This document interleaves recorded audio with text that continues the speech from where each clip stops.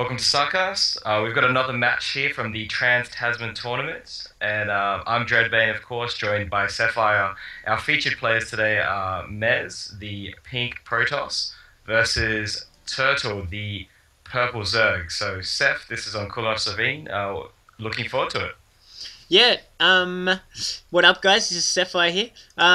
Very excited about this match. We've got one from round 3 here, and it's Turtle, who's been absolutely carving it up in the early rounds, been smashing his way through against none other than Mez, who is a big name in the Australian SC community. So, yeah, looking forward to a really exciting game, and I'm excited about any game that involves Zerg, especially Zerg versus Protoss in these positions. I mean, with this nice contested gold expansions hovering between the two of them, and so many options to macro up and even sneak around with destructible rocks. So yeah, very excited to cast this game. I would say my pick at this point would be Mez, being that he's so well known, but Turtle has just been smashing his way through this tournament. So yeah, this is the third round, and this is the ace match. So series is 1-1 for Turtle and Mez. So this game is for all the marbles. So looking forward to it.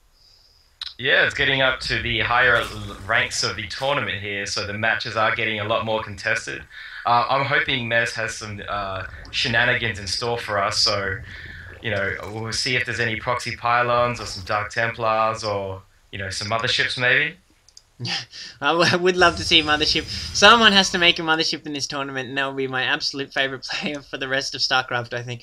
But no, we are seeing this a reasonably standard scout coming out from Turtle. The timing is pretty straightforward there, and we are seeing this positioning of the gateway here from Mez, that he may be thinking about a wall off with a pylon, or he's just looking to channel the defensive positions there, while Turtle is picking up the scouting information. We haven't seen a early expansion from Turtle here. He's looking for, at the moment, for a one-base plate, which is a little bit interesting for this map. I would have thought on Kulos that we would see a faster expansion from Turtle.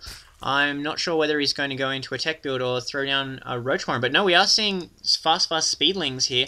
So looking to throw down that early advantage of having speedlings out, but we are seeing that positioning coming in from Mez. We're seeing that cybernetics core to even further enhance this defensive position, so he can hold that quite comfortably with a Zealot and Probe, as he is doing here, without fear of those Zerglings getting through. So not sure what Turtle's going to do to overcome this, as he is one base playing at the moment. We are seeing an Evo chamber go down, so this is an interesting build here from Turtle, possibly committing very heavily into ground units at this point if he's going to go for those upgrades.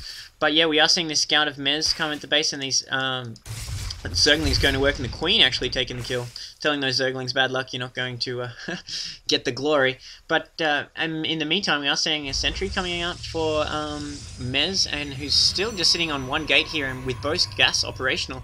So we could see some kind of interesting tech build from Mez. I imagine we might see a pylon hidden to hide some tech here from a pesky Overlord Scout, but at the moment we are seeing that gold expansion come into play. Turtle is taking a hidden gold expansion here, and I love this move from Zerg. If you can pull it off, it can really give you some strength in the game and just really tip the scales in your favor. And we are seeing this beautiful positioning on this map of this Overlord. It's just one of the greatest features as a Zerg player on this map, is this nice little cliff here that, even though it really does look like this sentry should be able to shoot that small distance up this cliff, but no, because of the elevated positioning in StarCraft here, that sentry can't see him. So at this point, it's going to be up to Mez to scout this gold expansion out, while Turtle just goes to work on these destructible rocks, trying to open the superhighway into Mez's base.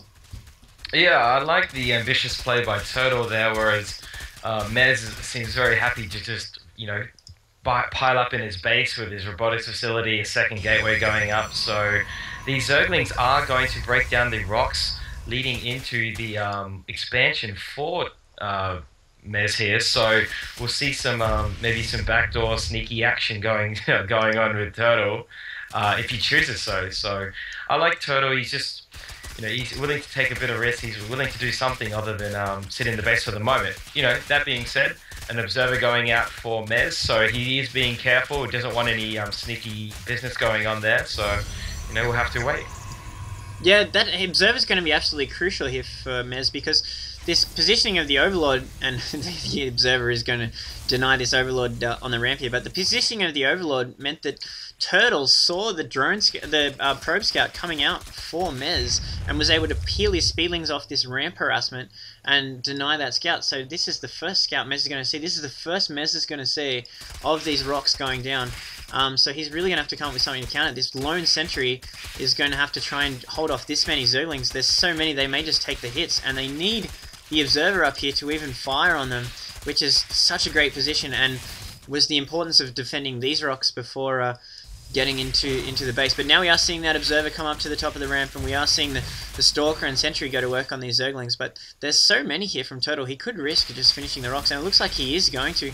He's just going to take the losses as he works on these rocks. But no, he is deciding that that is a little bit too risky.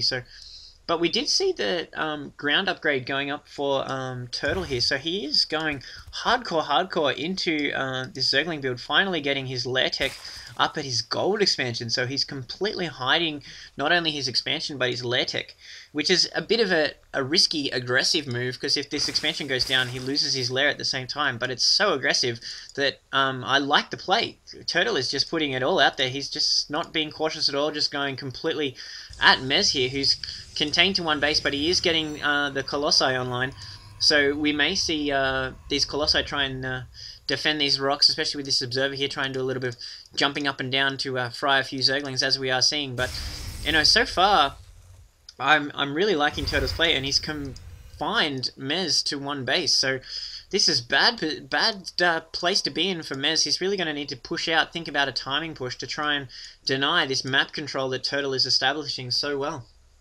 Yeah, that early gold expansion really paying for Turtle's early aggression here. He has the dominance of the map at the moment. Now these Colossi and the ground Warpgate units are pushing out now, so they are looking for some action. They really need to be careful though, because if these Colossi go down, there really isn't that much left to fight. Now he's amassing at the rocks now while the army is out of position for Mez, so if they break these rocks down, which they will, they could rush into the base now. These Colossi have to be very, very careful, roasting a lot of Zerglings though, so able to push them back for the moment. But I mean, Mez really has to cause some damage very, very quickly, or else he's going to be overrun. Yeah, no, this position of Mez is quite precarious, and this brilliant Overlord's Clout that was replaced here, once again paying dividends. Turtle was able to see that